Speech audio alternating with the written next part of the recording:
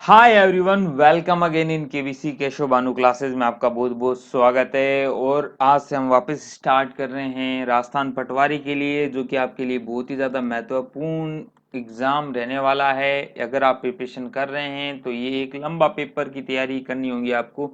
एक समय आपको लगेगा इसमें, क्योंकि ये कोई सिंपल खेल नहीं है, क्योंकि इस बार थोड़ा लेवल भी हाई आएगा। तो इसी चीज में हमने दो टॉपिक खत्म कर लिए थे मैथमेटिक्स में, आज अगला टॉपिक स्टार्ट करते हैं। और ये बात ध्यान रखना कि जो पिछले दो टॉपिक है उनकी प्लेलिस्ट की लिस्ट में लिंक डिस्क्रिप्शन में दे रहा हूँ, उनको जरूर देखना। दोनों ही महत्वपूर्ण हैं, है ना, चाहे एवरेज हो चाहे एरिया हो, है ना। आज हम बात करते हैं रेशियो की। साहब सर रेशियो की तो क्या बात करना, रेशियो तो बहुत इजी होता है, चैप्टर बहुत ही छोटा सा चैप्टर है, क्या प्रॉब्लम है, इससे क्या क्वेश्चन आते हैं। ऐसा नहीं है दोस्त, ये सबसे खतरनाक टॉपिक है अर्थमेटिक का। क्यों खतरनाक है? क्योंकि ये आपकी जो शॉर्ट ट्रिक्स होती है ना, जो कि आपकी शॉर्ट ट्रिक्स है या छोटे मेथड्स हैं, वो सारे रेशियो के ही दिए गए हैं, है ना। शॉर्ट ट्रिक्स कहाँ कहाँ सर? चलो भाई, CISI यहाँ पे काम आता है, प्रॉफिट लॉस यहाँ काम आता है, परसेंटेज यहाँ काम आता है। अपने जो भी बहुत सारे जो अर्थमेटिक के लगभग सारे टॉपिक हैं उसमें रेशियो आपके काम आएगा ही आएगा, उसमें आप टेंशन ना ही लें, है ना। तो वहां पे अगर आपको रेशियो से अच्छे पढ़ा हुआ होगा ना, तो आपको एकदम क्वेश्चन चुटकियों में बन जाएंगे। तो इसीलिए कह रहा हूँ अच्छे से पढ़ना, अच्छे से समझना। आज हम थ्योरी करेंगे, कल फिर हम क्वेश्चंस पे जाएंगे, ठीक है साहब। तो बात करता हूँ पहले रेशियो। सर रेशियो कैसा होता है?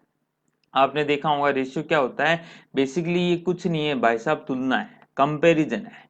कंपैरिजन कैसे साहब? कि मैं कह देता हूँ राम है ना, राम राम 4 रोटी खाता है, 4 रोटी खाता है, ठीक है साहब। मैं वही कह देता हूँ श्याम श्याम श्याम, वो भाई साहब तकड़े हैं, पहलवान है, 8 रोटी खा लेता है। तो इसी बात को कुछ लोग ऐसे कह देते हैं ना, कि भाई राम है ना, राम शाम से आधी रोटी खाता है, शाम से आधी रोटी खाता है। अब देखो, इस बात को कहा गया है ना कि आधी रोटी खाता है, तो इस बात में ये नहीं पता चलता, कि इस बात में ये नहीं पता चलेगा कि राम कितनी खा रहा है, श्याम कितनी खा रहा है। बट इतना जरूर पता चल जाएगा कि भाई राम है ना, वो श्याम से आधी चाह रहा है। तो इसी को जब हम है ना मैथमेटिक्स में दिखाते हैं, तो ऐसे दिखा देते हैं कि राम और श्याम, तो राम और श्याम ये इस दोनों के अनुपात को हम दिखा देते हैं एक, तो ये दो, है ना, हाफ हो गया, ये दो तो ये एक। तो ये जो तरीका है ना दिखाने का, है ना, इसे हम जनरली क्या कहते हैं साहब? सर भिन्न कहते हैं सर, हमें तो इसको भिन्न कहते आए हैं, फ्रैक्शन कहते आए हैं। तो ये जो अनुपात है वो फ्रैक्शन का बड़ा भाई है ना, बड़ा भाई। ये एक अलग तरीके से दिखाने का तरीका है। इसी को राम एंड श्याम को मैं ऐसे दिखा दूं, राम अनुपात श्याम, ऐसे दिखा दूं कि ये है 1:2। तो ये जो दो बिंदियां दिख रही है, ये इसे अनुपात कहा जाता है, और ये इसका अनुपात हो गया, ठीक है साहब। तो आपको मोटा मोटी बात समझ में आई होगी कि यार सर, कि हाँ समझ में आया है कि क्या है ये, बेसिकली तुलना है। तो जहां जहां तुलना होगी ना, तो वहां वहां आप ये समझ लीजिएगा कि आपको रेशियो ही लगाना है, ठीक है सर। अब आगे बात करते हैं। तो सर इतना समझ में आया कि कुछ इस तरह होता है, A/B, ये होता है 2:3 दे दिया मान लो, तो ये कुछ अनुपात का खेल है। इसमें हमें ना ये नहीं पता चलता कि भाई दोनों की वैल्यू क्या है। हम ना तो A बता सकते हैं ना B बता सकते हैं, बट अनुपात के साथ हमें कोई एक संबंध दे दे तो हम हर कुछ बता सकते हैं। संबंध कुछ भी हो, A+B की वैल्यू दे दी हो, या B-A की वैल्यू दे दी हो, या A×B की वैल्यू दे दी हो, A/B की वैल्यू दे दी हो, कुछ भी दे दें साहब, आपको कुछ भी दे दें, आपको एक संबंध दे दिया और अनुपात दे दिया, तो आप इतना ध्यान रखें कि आप A और B की वैल्यू निकाल सकते हैं। तो क्वेश्चन में कैसे फायदा मिलता है सर? इसमें आपको ये ध्यान में रखना है, क्वेश्चन में यदि अनुपात दिया हुआ है, तो कोई ना कोई संबंध निकालने की कोशिश करो। संबंध निकला नहीं कि क्वेश्चन की बैंड बज गई, क्वेश्चन अपने हाथ में आ जाएगा। तो ये तरीका होता है बेसिकली आपको अनुपात के क्वेश्चंस करने का। अब मैं बात करूंगा कुछ इसके नामकरण का। सर नामकरण समझे नहीं? नामकरण ऐसा होता है कि दोस्त, कुछ कुछ चीजें ऐसी होती है कि ना आपके जो डायरेक्ट नहीं पूछी जाती पटवारी में, परंतु इनडायरेक्टली पूछ ली जाती है। और वो फिर क्वेश्चन के बीच में पूछी जाती है, उनके कारण आपका क्वेश्चन नहीं बन पाता है। तो समझना उस चीज को। जैसे आपने कभी कभी सुना होगा यार, जैसे इतना तो समझ में आ गया, ए अनुपात बी इज इक्वल टू ये 2:3 है, तो ये इसका अनुपात शो कर रहा है। परंतु कभी कभी आपने सुना है क्या, वर्गानुपात। वर्गानुपात सुना होगा, है ना, घनानुपात सुना होगा, या फिर वर्गमूलानुपात सुना होगा, वर्गमूलानुपात, वर्गमूलानुपात ये भी सुना होगा, या फिर घनमूलानुपात सुना होगा। तो इनके बारे में इतना पूछा जरूर नहीं जाता, परंतु कभी कभी क्वेश्चन ऐसा घुमा के दे देते हैं कि उसका एक ये पार्ट बन जाता है, और उस पार्ट में आपके पंगे हो जाते हैं। इंग्लिश में इसको मैं बता देता हूँ, डुप्लीकेट, ठीक है साहब, इसको ट्रिप्लीकेट, जो ये अगला है उसको सब डुप्लीकेट। इंग्लिश भी पता होनी चाहिए, कभी कभी अलग सा हिंदी के नाम दे देते हैं, तो इंग्लिश आपको सहायता करती है, और इंग्लिश वाले जो बच्चे हैं उनको तो सहायता करेंगी ही ना, सब ट्रिप्लीकेट। तो सर ये कहानी समझ में आई, वर्गानुपात, घनानुपात, मृगानुपात, और कुछ होता है? हाँ साहब, एक नाम आपने सुना होगा, मिश्रानुपात, जिसे इंग्लिश में कंपाउंड रेशियो कहते हैं। तो ये सब नाम सुने ना, इनके थोड़े ना हम देखते हैं कि आखिर होती क्या है, ताकि हमें आइडिया लग सके कि क्वेश्चंस में कुछ आए तो हम आराम से, प्रॉब्लम ना हो हमें। तो बात करता हूं मैं पहले वर्गानुपात। आपको ए अनुपात बी दिया हुआ है, तो वर्गानुपात, वर्ग नाम से आ रहा है समझ में, वर्ग करना है आपको, तो बेसिकली ए स्क्वायर अनुपात बी स्क्वायर होता है, ठीक है सर। अगर घनानुपात करूं, घन आ रहा है सर, घन आ रहा है, तो क्या आएगा, ए क्यूब अनुपात बी क्यूब आएगा, ठीक है सर। वर्गमूलानुपात, वर्गमूल निकालना है साहब, वर्गमूल, तो अनुपात क्या आ जाएगा, ए अनुपात बी आ जाएगा, ठीक है साहब, रूट ए अनुपात रूट बी, ठीक है साहब। घनमूलानुपात यानी ए का क्यूब रूट निकालो, बी का भी क्यूब रूट निकालो, ठीक है साहब। मिश्र अनुपात, ये थोड़ी अलग कहानी है, इसको हम थोड़ा अलग से पढ़ते हैं, इसको अभी एक बार रुकें, आप पहले इतना नोट डाउन कर लें, अपने स्क्रीनशॉट लें, और ये जो अभी साथ साथ में लिखा रहा हूँ उसको नोट डाउन करते रहें, खुद नोट्स बनाएंगे तो बहुत फायदा मिलेगा। हाथ से नोट्स बना लिए, मैं आपको लगभग कंप्लीट थ्योरी आज करा दूंगा। थ्योरी कराने का मकसद ये कि पहले आप थोड़ा बेस बना ले यार, बेस बना लोगे तो आगे क्वेश्चन अपने आप बना ही लोगे। आई होप समझ में आ गया होगा। यही एक और आता है जिसे क्या कहते हैं, व्युत्क्रमानुपात, या विलोमानुपात भी कह देते हैं कभी कभी, इनवर्स रेशियो। ये क्या है सर, ये कुछ नहीं है साहब, ए अनुपात बी का 1/a अनुपात 1/b। अब इसको कैसे सॉल्व कर लोगे, तो आ जाएगा बी अनुपात ए, ठीक है साहब। तो ये आपको बेसिकली नाम और इनका पता, या जो भी आप इनका मतलब इनकी आखिर खासियत क्या है, ये आपको पता होनी चाहिए। तो आई होप ये आपको समझ में आ गया होगा। अब आगे बात करते हैं साहब, कि सर मिश्र अनुपात बता रहे थे आप, कुछ वो बता दो। तो मिश्र अनुपात एक अनुपात का नहीं होता यार, काफी अनुपातों का होता है। जैसे मैं आपको कहूं कि है ना, मुझे संख्याएं दी गई आपको कि भाई 2/3, या 2:3, 4:5, और 6:2 का, 6:3 ले लो ना, 6 अनुपात, चलो 6:5 ले लो, का मिश्र अनुपात ज्ञात करो, कंपाउंड अनुपात, मिश्रानुपात, है ना। तो कैसे निकालोगे, कुछ नहीं करना यार, 2/3 गुणा में 4/5 गुणा में 6/5, ये इसका मिश्र अनुपात होता है। अब इसको सॉल्व कर लीजिए, आपका आंसर आ जाएगा, 3 दूनी 6 आ जाएगा, ऊपर कितना आ गया, 4 दूनी 8 दूनी 16 अपॉन 25, इसका आंसर आ गया ए अनुपात बी। अब आपको मान लो ए अनुपात बी ये दिया हुआ है, तो ए अनुपात बी से आपसे कहा जाए वर्गमूलानुपात, वर्गमूलानुपात। तो कहानी क्या है, वर्गमूलानुपात, रूट ए अनुपात रूट बी निकालना है। रूट ए कितना है 16, और रूट बी कितना है 25, तो 16:4:5, दिस इज योर आंसर। तो ये एक पर्टिकुलरली क्वेश्चंस का कुछ पार्ट बन जाता है, इसीलिए आपको थोड़ा बहुत ध्यान में होना चाहिए, बाकी तो कोई टेंशन वाली बात नहीं है। तो ये हुआ मिश्र अनुपात, व्युत्क्रम अनुपात। अब जो मोटा एक नाम आता है जिससे कि डायरेक्ट क्वेश्चन ही आते हैं, उसका नाम तो आपने सुना ही होगा भाई मेरे, वो होता है अपने यहाँ समानुपात। समानुपात क्या होता है सर, बड़ा नाम सुना हुआ है, काफी क्वेश्चन भी पूछे जाते हैं, आखिर ये होता क्या है, कुछ आइडिया बताओ सर, अच्छे से समझाओ इसको। तो देख भाई, लिखा हुआ नाम है ना, वो आपको बता देता है समानुपात, या इसको मैं ये कह देता हूँ प्रोपोर्शन, है ना, प्रोपोर्शन। क्या होता है, समान अनुपात। ये बेसिकली दो अनुपातों के लिए होता है। कितने अनुपात के लिए होता है जनरली? दो अनुपात के लिए होता है। जैसे मैंने कहा ए अनुपात बी एक है, सी अनुपात डी ए दूसरा अनुपात है। यदि दोनों अनुपात क्या है मेरे दोस्त? बराबर हैं। क्या कह रहा हूं मैं? वापस सुनो, ये दोनों अनुपात बराबर हैं तो कहा जाता है ए बी सी डी क्या है? समानुपात में है। ए अनुपात बी को मैं लिख सकता हूं ए बटा बी बराबर है सी बटा डी के। ठीक है साहब। इसी को लिखने का एक तरीका क्या होता है? इसी को लिख सकते हैं ए अनुपात बी सी अनुपात डी। अब बराबर है ना, अच्छा नहीं लगता, बराबर बट्टे में अच्छा लगता है, तो इस बराबर को यहां से रिप्लेस किया जाता है। दो बिंदियां तो आएगी, चार बिंदियां लगा दो।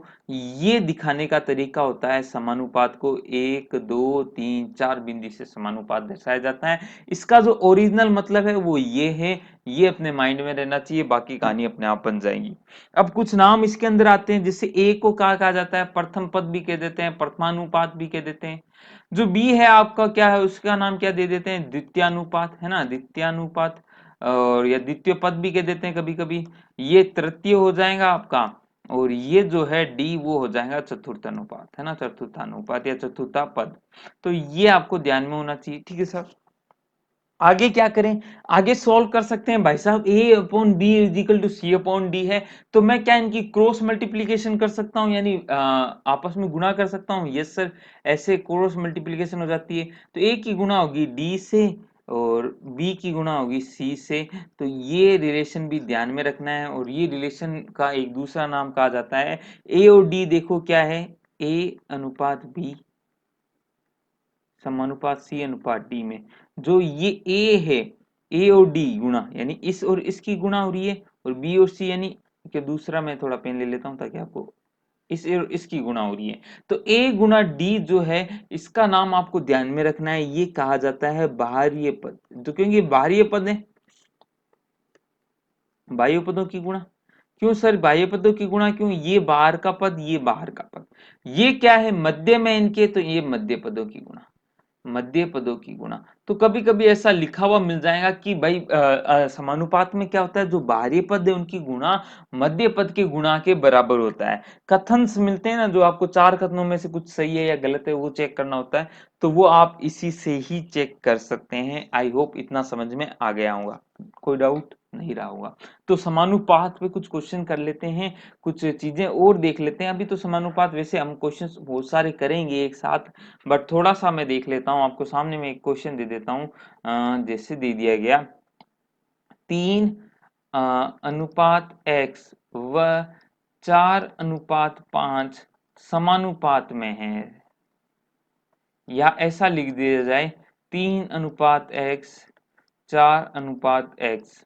तो x की वैल्यू बताओ, x की वैल्यू बताओ। छोटा सा क्वेश्चन है परंतु महत्वपूर्ण क्वेश्चन है। कैसे साहब? बाहरी पदों की गुणा अंदर के पदों के बराबर होंगे, यानी 3 गुना 5 बराबर होगा x गुना 4। तो x की वैल्यू कितनी आ जाएंगी? 3 पंजे 15 अपॉन 4 इसका आंसर आ जाएगा। This is your answer. तो सिंपल सी कहना है, सिंपल सा फॉर्मूला है। थोड़ी बहुत चीजें आप समझ गए होंगे। ये बेसिक बेसिक बता रहा हूं मैं आपको, थोड़ा सा अवेयर करा रहा हूं, ताकि मैं जब क्वेश्चंस कराऊंगा ना, क्वेश्चंस में तो बहुत सारे मेथड मिलने ही मिलने हैं। क्योंकि क्वेश्चन को डील करना थ्योरी से बहुत ज्यादा अलग होता है। थ्योरी आपको एक बेसिक आइडिया देता है, ताकि आपको क्वेश्चन में कुछ नया दिखे ना तो आप उसको समझ पाए। इसलिए बेसिक जो ये क्लास है वो बहुत ज्यादा महत्वपूर्ण है। आपको टच कराने की कोशिश मैं कराऊंगा इसमें। ठीक है साहब, आई बात समझ में इतनी? तो ये कुछ होते हैं इनमें, प्रथमानुपात द्वितीयानुपात आपको कह देते हैं, क्वेश्चन में दे देते हैं कि भाई तीन, इसमें ऐसा दे दिया जाए 3 4 5 समानुपात में है, तो द्वितीय पद ज्ञात करो, द्वितीय पद ज्ञात करो। तो इसका मतलब ये है कि द्वितीय पद ज्ञात करना है तो द्वितीय पद हमें निकालना पता होना चाहिए। 3x 4 5, तो पानी वापस वही होगी, 3 पंजे 15 बराबर होंगे 4x के। तो ये बेसिकली कहानी होती है। आई होप समझ गए होगे। तो अब आगे बात करें, ये आपका हो गया समानुपात, है ना, चीजें कहानी समझ में आ रही होंगी। अगली जो कहानी मैं बताने वाला हूँ वो और ही ज्यादा महत्वपूर्ण है। क्या है सर? वो महत्वपूर्ण ये है कि एक और होता है जिसे कहते हैं वित्तानुपात। वित्तानुपात, ये बेसिकली 3 है यार, समानुपात का छोटा सा भाई है। कभी कभी कह देते हैं ए बी और सी क्या है, विततानुपात में है, या फिर ए बी सी समानुपात में भी है, ऐसा भी कह दें। तो आपके माइंड में आना चाहिए कि यार ये है तो संख्याएं 3, परंतु इनसे जनरेट करनी है 4। 4 ही होती है ना, जैसे ए अनुपात बी समानुपात सी अनुपात डी, इसमें हमें क्या चाहिए, 4 संख्याएं चाहिए ना भाई, 4 संख्याएं चाहिए, परंतु दी 3 है।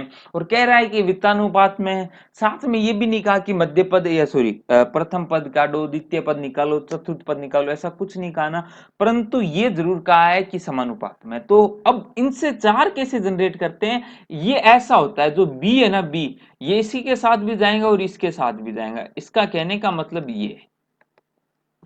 पहली बात तो ये समझना है वित्ततानुपात के दे तो, है ना, ए बी सी वित्ततानुपात में, तो इसका कहानी ये है। अब देखो बाहर बाहर की गुणा करोगे तो ए सी आ जाएगा और बी स्क्वायर अंदर अंदर की गुणा से आ जाएगा, तो A C is equal to B square. ये बहुत ज्यादा महत्वपूर्ण हो जाता है, क्वेश्चन बहुत बार पूछ लिया जाता है, कह देते हैं ए बी सी एबीसी विततानुपात में है, तो आप जैसे 2 और बी और 5 दे दिया, और आपसे पूछ लिया बी की वैल्यू पूछ ली, तो आप आंसर निकाल सकते हो, रूट 10 हो जाएंगी, है ना। 2 गुना 5 is equal to B square होता है, तो रूट 10 आ जाएंगी, किसकी वैल्यू से, आप बी की वैल्यू आ जाएगी। ये बात समझ में आ गई। आई होप इतने में कोई रामायण है ही नहीं। रामायण तो तब होती है कि एक नाम दे देते हैं और बच्चों को पता नहीं होता है, आपको ये कह दिया जाए कि भाई क्वेश्चन में कोई नहीं है रामायण, क्वेश्चन में कोई रामायण नहीं है, आपको कह दिया गया यार 3 और 3 5 का मध्य पद ज्ञात करो, ज्ञात करो, ये कहा। अब बच्चा कंफ्यूज होता है, मध्य पद तो कभी सुना ही नहीं। अरे तो भाई साहब, जब ए बी सी है ना, ये होता है ना, तो ये जब बाह्य पद होते हैं तो मध्य पद तो खाली एक ही हो गया, तो इसे मध्य पद कह देते हैं ना, मध्य पद कह देते हैं इसको, ठीक है सर। तो ध्यान रखना, 3 5 का मध्य पद ज्ञात करना है, यानी 3 B 5 लिखो, 5 × 3 √15, बी आंसर आ जाएगा। अब इसके लिए ये मत करने बैठना यार 3 × 5 लिखो या 3 अनुपात बी लिखो क्वेश्चन में, और B अनुपात 5 लिखो, नहीं भाई, ये सॉरी, ये आपको माइंड में पता होना चाहिए कि इसकी कहानी क्या है, परंतु माइंड में जब क्वेश्चन कर रहे हैं तो √15 सीधा दिखना चाहिए आंसर, है ना। ये चीजें ध्यान में करो, इनकी प्रैक्टिस डालो। तो ये था बेसिकली नोमेनक्लेचर, जो बहुत बार ध्यान में होना चाहिए आपको, कि सर ये नोमेनक्लेचर के बारे में आपको आइडिया रहता है ना, तो कहानी प्यार से आराम से बन जाती है? अब मुद्दा जो आ रहा है ना, वो आता है अगला जो टॉपिक मैं आपको बता रहा हूँ, जो आपकी टूल बनाने की कोशिश कर रहा हूं मैं। अगला जो टूल है उसका नाम है साहब, क्या कह सकता हूं इसको मैं, रेशियो को प्रदर्शित करने के तरीके, रेशियो को प्रदर्शित करने के तरीके। सर समझ में नहीं आया क्या है, अरे पढ़ाया ही नहीं अभी तक, तो कैसे समझ में आएगा यार, मुझे नहीं आया अभी तक, तो तुम्हें कैसे समझाऊं। चलो अब पढ़ाता हूँ, देखो। कभी कभी है ना, ऐसे नहीं देगा आपको कोई, अब तो यार छोटा बच्चा क्वेश्चन थोड़ी कर रहा है कि A/B = 2/3 दे दिया, नहीं। कभी कभी वो कह देगा कि 2A = 3B है। अब बताओ, और 2A बराबर 3B है, और A+B = दे दिया, मान लो 10 दे दिया, ए की वैल्यू निकालो, बी की वैल्यू निकालो। अरे वाह, क्वेश्चन ऐसा आ गया। तो कहानी क्या है समझने की कोशिश करना।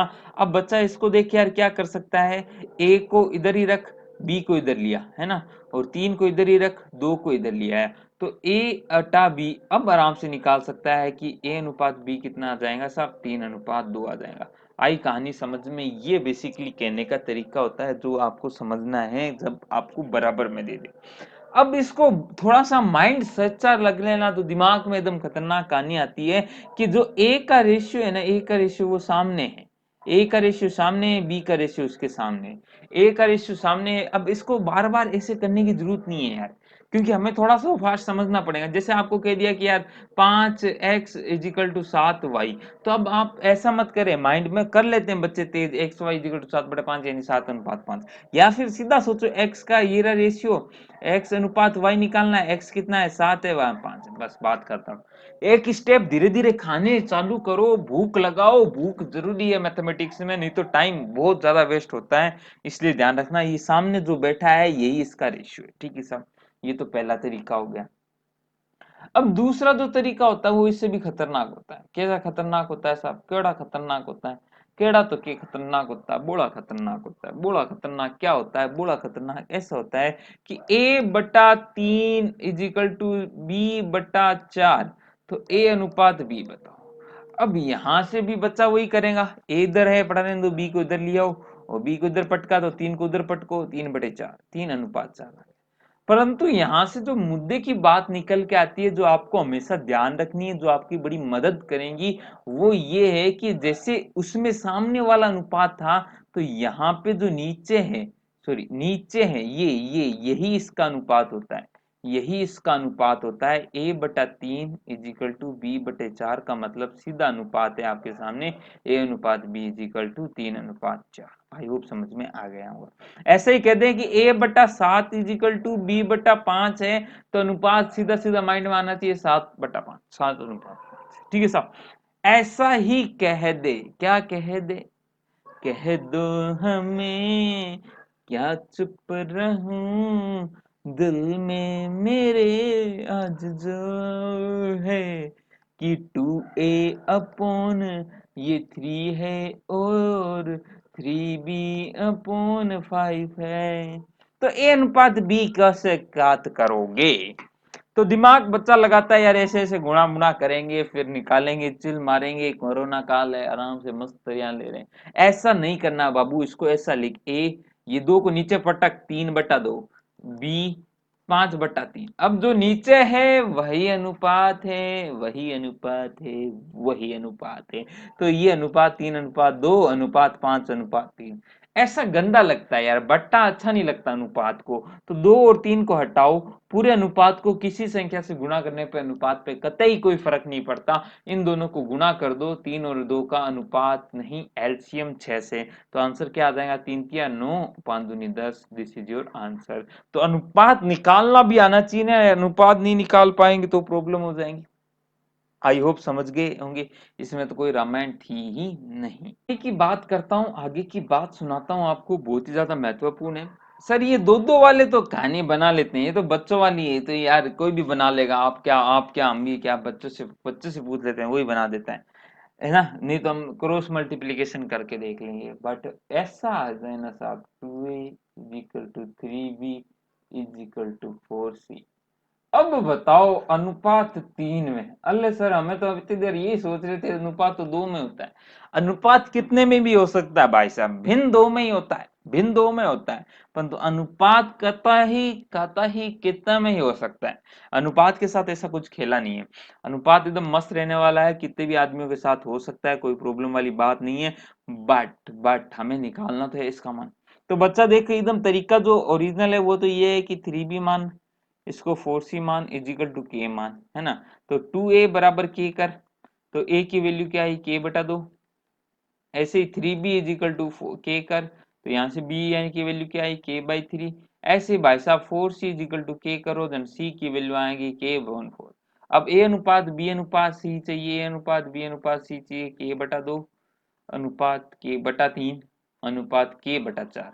के कट हो गया, 1:2:3, तीनों को एलसीएम क्या होता है उससे गुणा कर दो 12 से, तो कितना आ जाएगा? 6:4:3। This is your answer. अरे वाह सर, इतना फास्ट करने की कतई जरूरत नहीं है। पहले तो इसको समझो, ये जो मैंने लिखा है ये तो बेसिक है, इसको समझना ही है। परंतु दिमाग लगा, मैंने कहा था मैथमेटिक्स में दिमाग लगानी पड़ेंगे, और दिमाग लगा के मेरे दिमाग में एक चीज आती है कि सर जो नीचे होता है वही तो रेशियो होता है ना। नीचे जो होता है वही तो रेशियो होता है ना। जैसे ऊपर गोरी का मकान, नीचे फूलों की दुकान, तो फूलों की दुकान ही आपकी क्या होंगी? रेशियो होंगी। क्योंकि गोरी का जो मकान है उसमें जो गोरी है वो फूलों से ही मानेगी। क्या बात है, क्या बात करी, चलो छोड़ो। तो यार इस दो के, इसको मैं ऐसे नहीं सोच सकता, मैं ऐसे सोच सकता हूँ यार इसको, कि यार मैं इसको ऐसे सोच लूं, इसको कैसे सोच लूं, मैं ऐसे सोच लूं। अब ये 2 को नीचे पटक सकता हूं, तो 1/1/2 अनुपात b सही 1/3 अनुपात सॉरी बराबर सी सही 1/4। तो अल्टीमेटली यही तो निकाला था और यही आ गया, देख डायरेक्ट आ गया। तो ये जो कहानी है ना वो समझ के ध्यान रखना, आप एलसीएम से 12 से गुणा कर देना तो 6:4:3, दिस इज योर आंसर। तो ये बात समझने की बहुत महत्वपूर्ण है, जो नीचे है वही अनुपात है ना, पात है। ठीक है साहब। तो ये कुछ प्रदर्शित करने के तरीके होते हैं, 3 में 2 में, तो इनमें कंफ्यूज मत होना, इनसे आपको निकालना चाहिए। कभी कभी ऐसा डायरेक्ट ही दे देता है, a/5 is equal to b/7 is equal to c/8।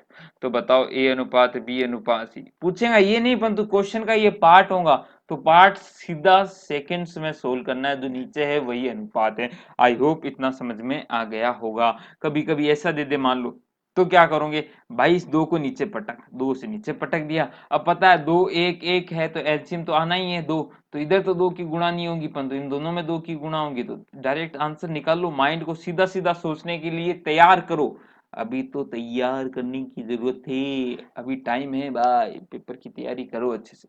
तो ये था प्रदर्शित करने का तरीका। ठीक है साहब, आई होप आपको समझ में आ गया होगा। एक और चीज होती है जो आपको ध्यान में रखनी है यार, इसके क्वेश्चंस करने से पहले, वो क्या है, वो यार ये काम नाम है कि नाम तो क्या है, पहले तो जरूरत समझने की कोशिश करो। आपको कह दिया कि यार a अनुपात b है 2:3, b अनुपात c है 3:4, c अनुपात d है मान लो कि कह दिया 5:3। अब आपसे पूछ लिया गया कि भाई पहला तो पूछा है a अनुपात b अनुपात c अनुपात d, दूसरा पूछा a अनुपात d, तीसरा पूछा b अनुपात d, है ना। तो ये पहला दूसरा तीसरा क्वेश्चन करना है। अब इसको सॉल्व करने के कई तरीके हैं भाई, कई तरीके हैं, मस्त कई तरीके हैं, परंतु थोड़ा सा दिमाग लगा के मैं कुछ चीजें आपको अप्रोच करने के तरीके बताने की कोशिश कर रहा हूँ। लास्ट में एक फोटोकॉपी मेथड बताऊंगा, उससे तो कई किसी भी तरह का क्वेश्चन हो आप झट देनी बना लूंगे, परंतु थोड़ा सा टाइम लगता है इसलिए मैं बताता हूँ।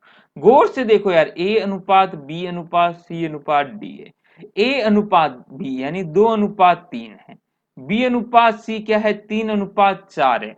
मतलब क्या है बी अनुपात सी का 3:4 होने का, यदि बी 3 है तो सी डेफिनेटली 4 होगा।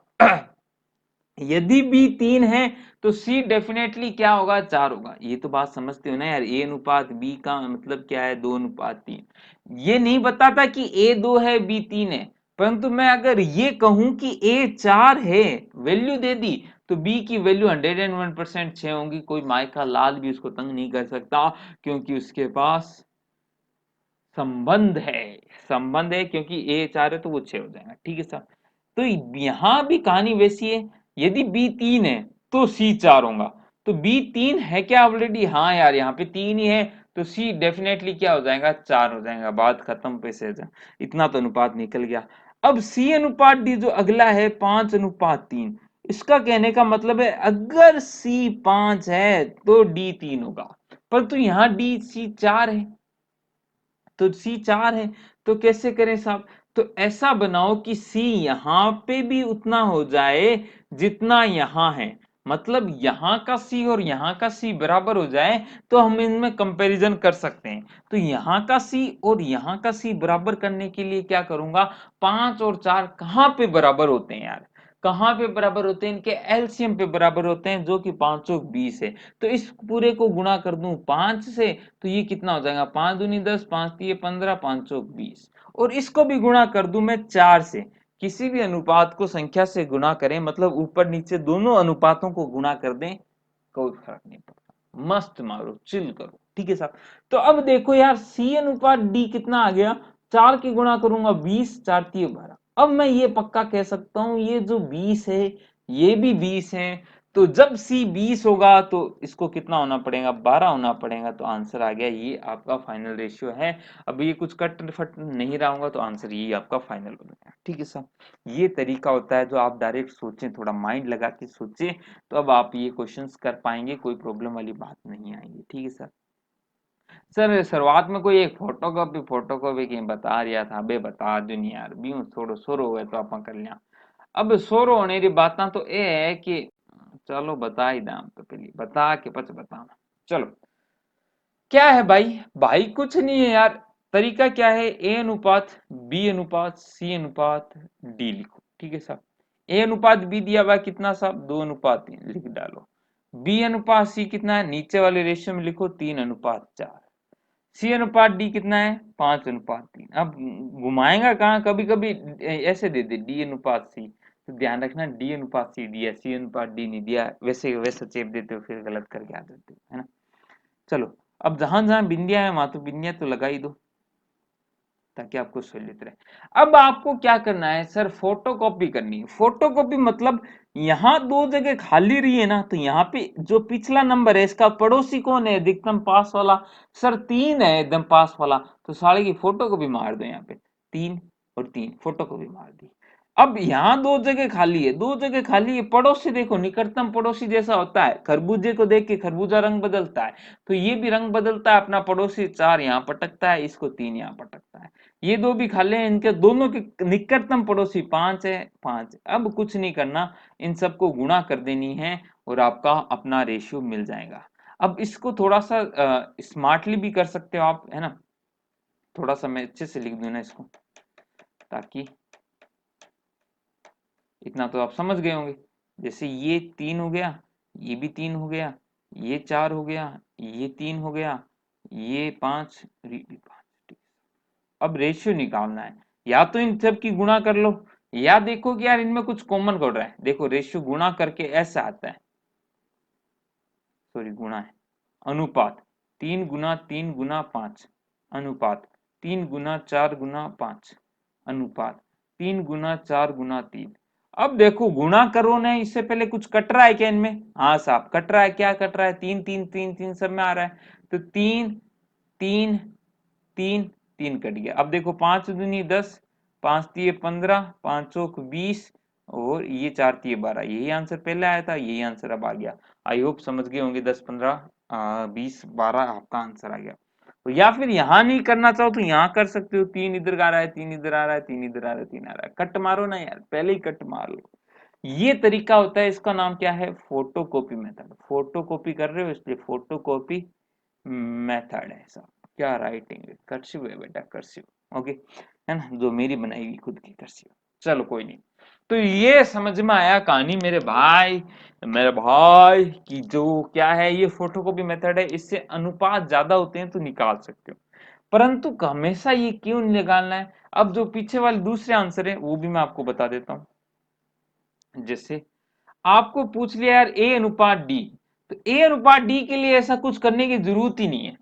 क्यों सर ऐसे कैसे कह रहे हो, ए अनुपात डी के लिए जरूरत क्यों नहीं है भाई, ए अनुपात बी का क्या है, ए बट्टा बी कितना दिया हुआ है 2/3। ध्यान से देखो अभी, बी बट्टा सी कितना दिया है साहब 3/4, सी बट्टा डी क्या दिया है आपको 5/3। आपसे पूछा क्या है, एक यही पूछा है ए बट्टा डी, तो यार शुरुआत का पूछा है और अंतिम तक गया है, तो आप इनकी गुणा करो, गुणा करो, गुणा करो। सर गुणा करने से क्या होगा, ये होगा सर, दोनों तरफ से मैं गुणा कर रहा हूं तो देखो क्या हो रहा है, जो सी से सी कट गया, बी से बी कट गया, आया क्या ए बटा डी, आ गया ना जो आंसर चाहिए। तो ऐसे क्या है 2/3 गुना 3/4 गुना 5/3, तो कुछ कट रहा है, 3 से 3 कट गया तो बचा क्या, 5 दूनी 10, 4 तिये 12। यही अनुपात आपका आया था, ए अनुपात बी अनुपात सी अनुपात डी कितना आया था 20 12 15 10। आपसे क्या पूछा था, ए अनुपात डी, जो कि 10:12 आ गया। अब इसको कट भी कर सकते हो